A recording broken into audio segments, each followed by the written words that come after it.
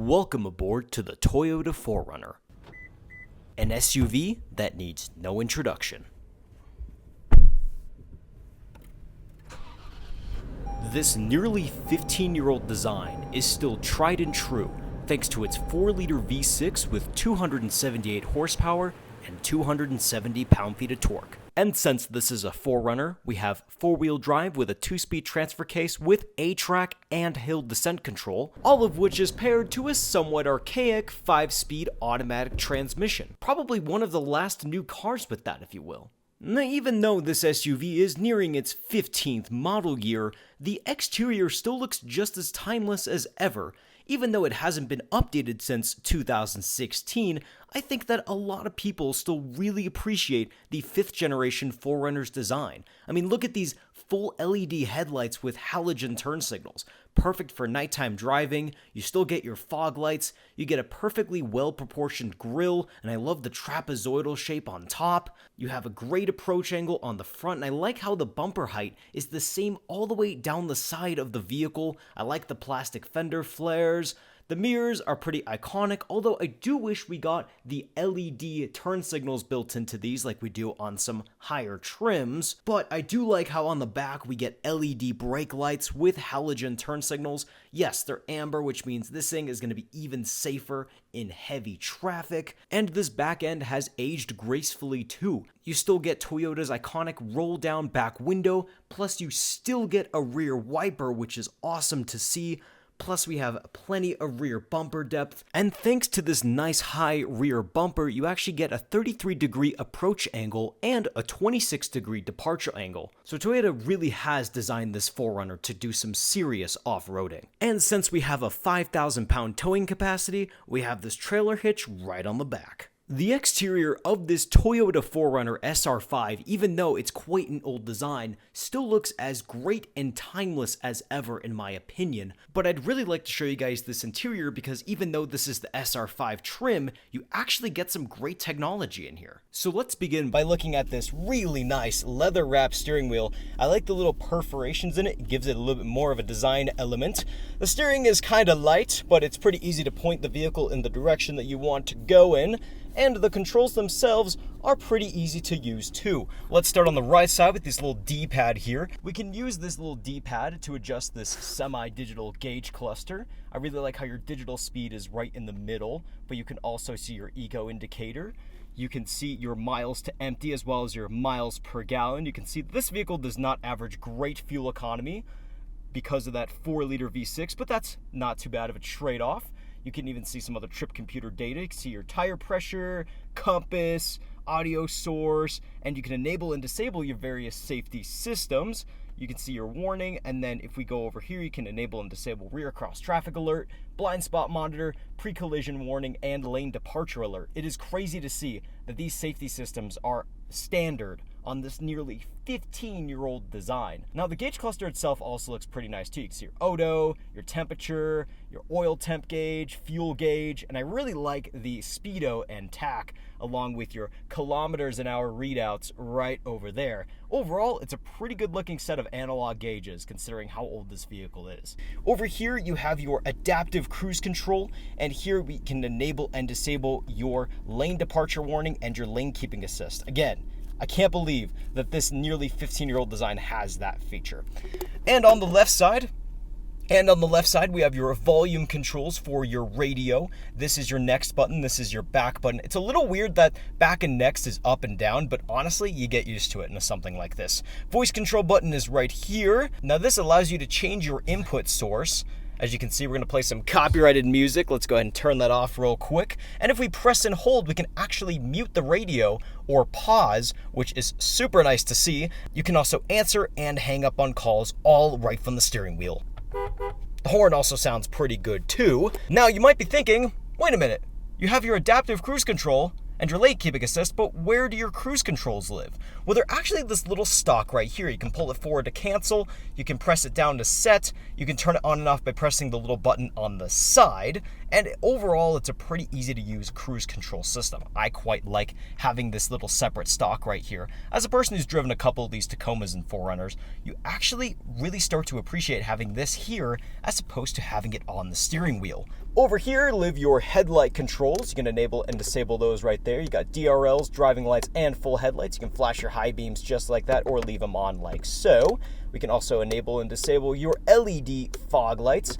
Turn signal stalks also feel pretty nice too. And over here we have your wiper stalks. You got your intermittent setting right there. You can pull it forward to mist. We also have your rear wiper control there too, which is awesome to see.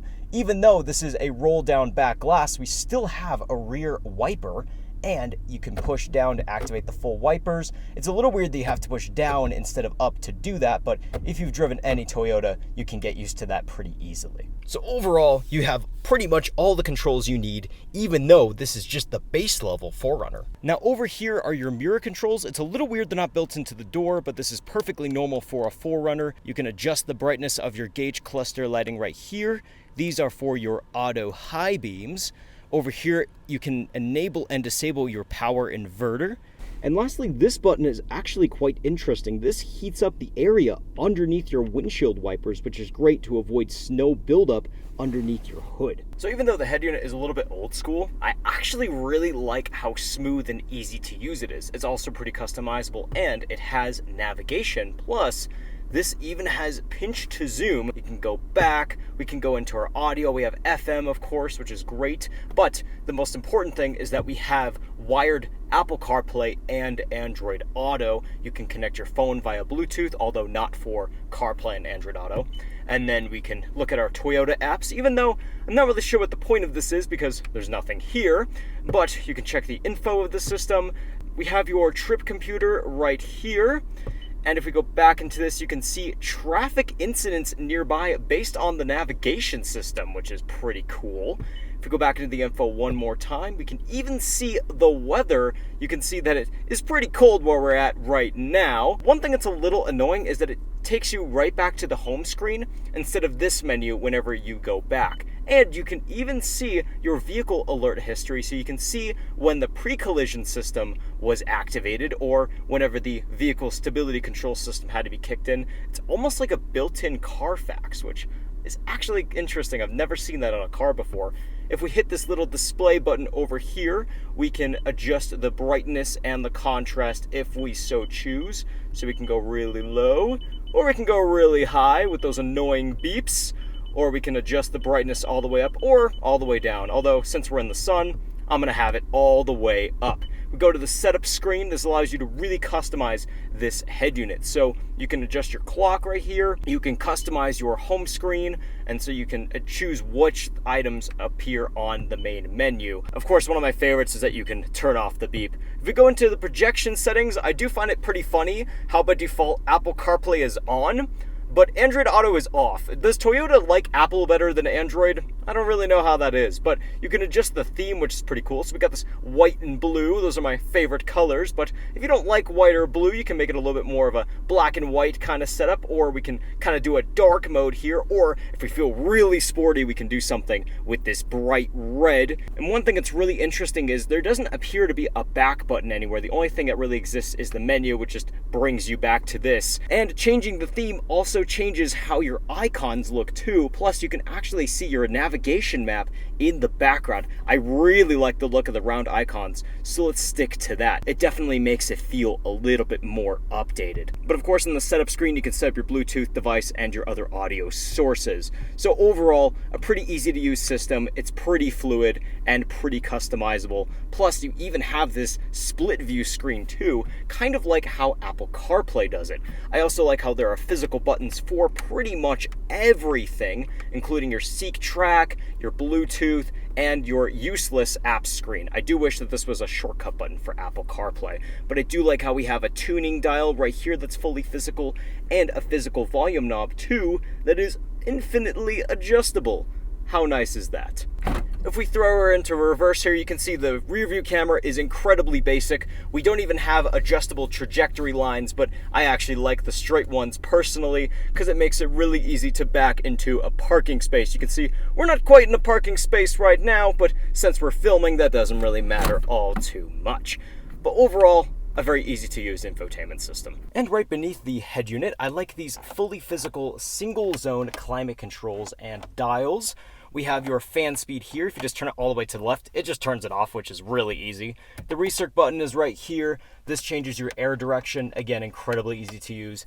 Enable and disable the AC right there. Heated back window and heated mirrors as well. And you can easily jump from low to high on those autumn days where it's freezing cold in the morning and really hot in the afternoon somehow. Don't ask me how that works, but it's nice that we have this. You can upgrade to higher trims if you want dual zone climate control as per usual. And right beneath here, we have a little tech station. We have a USB-A port right here, which I assume would be used for plugging in for your CarPlay or Android Auto. We have a little 12-volt socket right down here, which is also nice. We have some little pockets here and here. They're not quite big enough to put a phone in here, but they're useful for something, I am sure. And right here, we have your 2-speed transfer case. We got 2 high, 4 high, and 4 low. If you upgrade it to the TRD Pro and the higher TRD trims, we do have a slightly different transfer case, which resembles that more of a regular booted shifter. And right to the left of it, we have a cup holder, which is incredibly basic. There's not even any teeth here, but let's see how it holds my 16-ounce Starbucks tumbler. You can see it moves around quite a bit. It's gonna fly around a lot when I'm driving for sure, but luckily there is one right here too. That is definitely nice because it has a little rubber thing here. If I pull this back out, we can pull this. You can see it says remove for larger cups, so you can put much bigger like hydro flasks and stuff in there, I assume. Over here we have a little slot to put your phone. We have a little thing here, which I'm not really sure what this is meant to do, but it's there.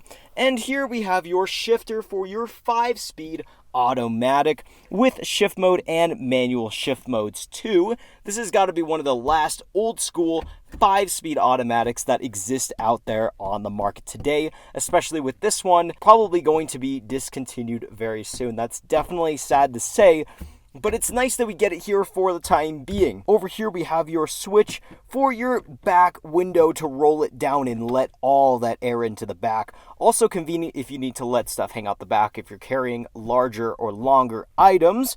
Very nice to see that Toyota has kept it on the 4Runner still. I hope they keep this on the next one. Over here we have some blank switches, or as some people like to call them, poverty buttons, but this is the SR5, so that's okay.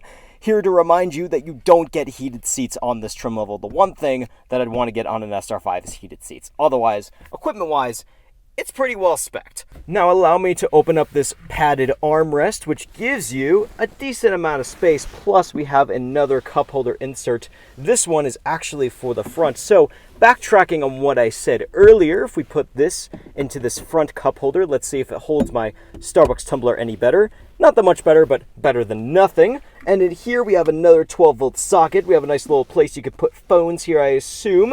And we have quite a bit of storage given the size of this vehicle. But suppose you want a little more storage. We have a lockable glove box that can be opened with this nice little button. It's actually a lot bigger than you think. It's plenty of room for a user's manual and probably some road maps of the sorts, although I do wish it had a little light in there. Not a big deal though. Overall, the dashboard has some cheaper materials, but I like the look of it. At least they tried to make it interesting with this little textured element here and some fake brushed aluminum here.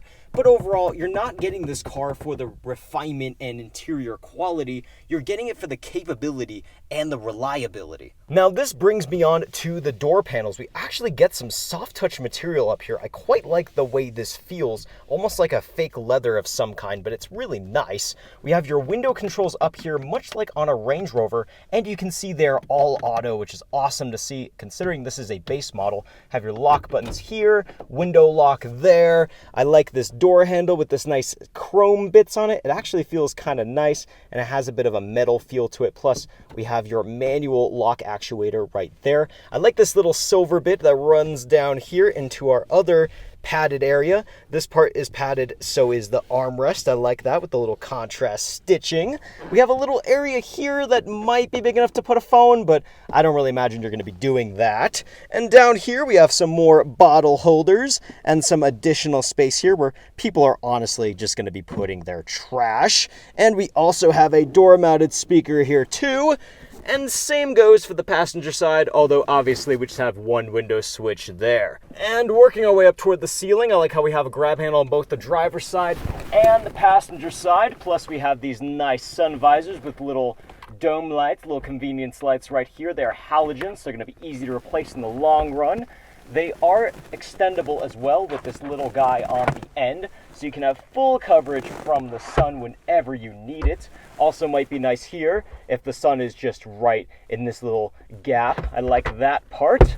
And of course we have a sunglass holder up here, which is nice. A lot of people driving their 4Runners are going to need sunglasses. Here you can turn off your traction control. Now, what does this A-TRAC button do? Why is this so important? Well, this is actually active traction control. You can enable it by first shifting the gear shift into neutral, putting the transfer case into 4 low, and then pressing the A-TRAC button. Now what this does is basically detects which wheels have lost traction, and it can apply traction to the wheels that have lost traction and apply the brakes on the ones that do have traction. So it's incredibly sophisticated and really nice to see on the base model. And we even have your downhill assist control too. So basically hill descent control. We have SOS because we have built-in telematics in this 4Runner.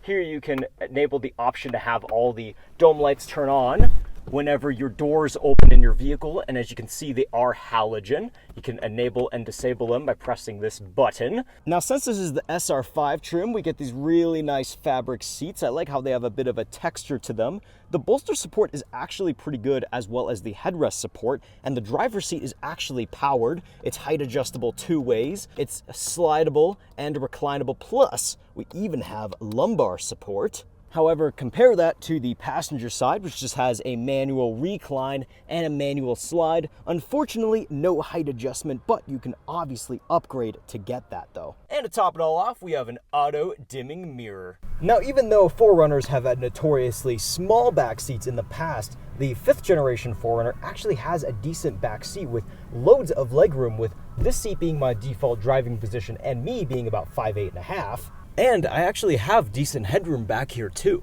I really like how in the back of the 4Runner we have our own vents. Even though they are single zone, we can make the back seat nice and cool or warm depending on the season. And I really like how these air vents really haven't changed that much in almost 15 years. And even though this is a 15-year-old design, we do actually have dual USB-C ports back here, so you can stay connected and charged even though this is an old design. How crazy is that? And one thing I really like is how we have both driver and passenger side door pockets, even though the netting is a little weird because stuff could get caught inside of here, but that's just my 2 cents. Now pull this lever and you get this nice little armrest, has this nice little padded area, plus the same removable cup holders that the front seat did. The seats themselves are actually pretty comfortable. They have quite a bit of cushioning to them and actually a decent amount of bolster support. In this little fabric insert here, there's actually so much travel between where it starts and where it ends, so it's going to be incredibly comfortable on a long drive. Plus, these headrests, even though they are a bit firmer, do offer decent support too, so you can get really comfortable in the back of your 4Runner for a long drive. Now, since this is the 5-passenger version and not the full 7-passenger version, I think it's really important to talk about the middle seat comfort too. It's definitely not too bad, but this transmission tunnel, even though not too tall, will send your feet into the outer 2 bays, although still giving plenty of room for your co-passengers to live over there. And if I point the camera on myself for just a second, you can see that it is a bit of a hump seat since these have so much bolster support. It feels like I'm sitting on the outer bolsters of these other 2 seats, but there's plenty of width for all of us to be comfortable in, I would say, up to an hour-long drive. And you can see we have this same soft touch armrest that we did in the front, as well as the door panels plus our one-touch down and up window. All of the finishes are exactly the same as they are in the front. And so are the door pockets. They're actually a decent size here too, although because of the wheel well, we do have a slightly smaller one. Still, the width is just the same. You can fit a bottle and maybe some trash, which is what people are most likely going to use this for. And we still have our speakers here too. And to top it all off, we have nice little grab handles on both sides with little clothes hangers and a nice little dome light. But the fun is not over just yet. If we pull this little lever right here, we can actually recline the 4Runner's back seats so we can get even more comfortable on a long drive. So you thought the seats were comfortable already, think again. You can recline them and get even more inclining comfort. But it does not stop there. See this little lever here? Well, we can pull that forward to gain access to this little area, which gives us plenty of room to fold our headrest down and fold the back seats down, which will yield us access to the back liftgate area, which can be accessed by pressing this little rubber button here, which lifts our manual liftgate. We have these nice little hydraulic struts here though. And once we're inside, you can see there's a ton of room. I already folded the seats down so you can see just how much space you can get in your 4Runner. No false floor, which does make sense since this is a body-on-frame SUV, but there's no load lip, which is really nice to see. We got a giant bumper back here too, so you can tailgate out the back of this thing. We have little armrest areas here and here, which serve as a nice little storage tray. Since this is the 5-passenger model, you can upgrade to get 7 seats if you want. Although not very big, it's nice that that's an option in the first place. We have loads of storage on this side. We have some nice little tethering hooks throughout the back area. We also have a household power outlet and a 12-volt socket, giving us lots of options for connectivity, even in the back of the 4Runner. But you can see there's plenty of storage, even though this is going to be that high body-on-frame SUV. But that's enough for the back area. With as much space as it offers, let's use this nice little grab handle to close the 4Runner, and let's go ahead and get some driving impressions of this thing. How is the 4-liter V6 like to drive? Well, I want to start with the steering feel because I think that's the most important part to any vehicle. It's not the tightest steering feel in the world, but it's also not the numbest. I actually feel like I have a little bit of control and precision when I am driving this 4Runner. Although if you're looking for steering feel, 3rd gen Toyota Tacoma is quite frankly the way to go. And same if you're looking for acceleration. Acceleration is pretty much non-existent in the 4Runner, even though it does have a 4-liter V6 with 278 horsepower, which is the same engine across the board. With the 5-speed automatic, it's not incredibly responsive, but it more than makes up for all that because it's incredibly smooth. It's actually got a great sound to it too, so it's a great thing if you just want to cruise for a long time. But if you're trying to do a highway pass, you need to go from 70 miles an hour to, let's say, 75 miles an hour, you're going to be having to rev that thing pretty high and downshifting into a lower gear, since your cruise gear is only 5th on this 4Runner. But the shifter itself feels nice. Everything in the cabin feels great. The seat comfort is awesome. And one thing I really like is that the ride itself is also relatively smooth, which is quite surprising seeing as we're on a very tall platform. It is a little bouncy, sure, but it irons out the bumps nicely and you barely feel them through the steering wheel, but just enough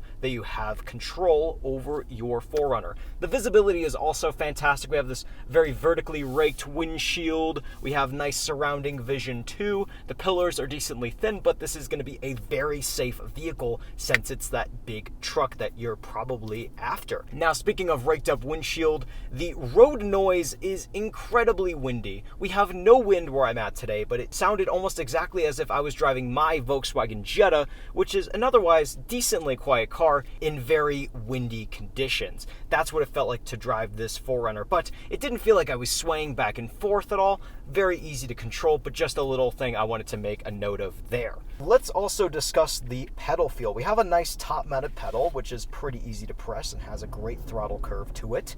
And the brake makes it plenty easy to stop the 4Runner. It doesn't feel like you're stopping a giant barge. It honestly feels like you're just hitting the brakes on a regular vehicle, which is definitely nice to see. And so sure, I think we're all very sad about the 4-liter V6 4Runner going away very soon. This might be the last ever model year, but Finley Toyota, who has kindly allowed me to review this 4Runner, has a ton of 4Runners, including this beautiful limited trim. So if you want something fully loaded, you can get that. You can get a base model SR5 like the one I'm reviewing today, or you can do something in the middle with this like TRD off-road package, or of course you can go full on. You can get the KDSS suspension in these.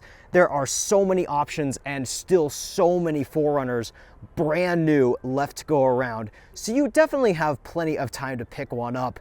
But this is a vehicle I highly recommend. It's got all the safety features. They're incredibly safe cars with an incredibly reliable engine. Not the quickest, but the future of Toyota definitely has me excited for what turbocharged engines can do as far as acceleration, fuel economy, and everything in between. So with that in mind, thank you so much for watching yet another review that I have done of the Toyota 4Runner, this time the base model SR5. I genuinely appreciate it. And if you guys want me to review something like this limited over here, please feel free to let me know, because I would love to check out what a fully loaded version of one of these 4Runners gets you for the money. So again, thank you so much for watching. I genuinely appreciate it, and I will see you guys in the next one. Drive safe. Now I'd like to begin taking a look at the interior of the Toyota RAV4 SR5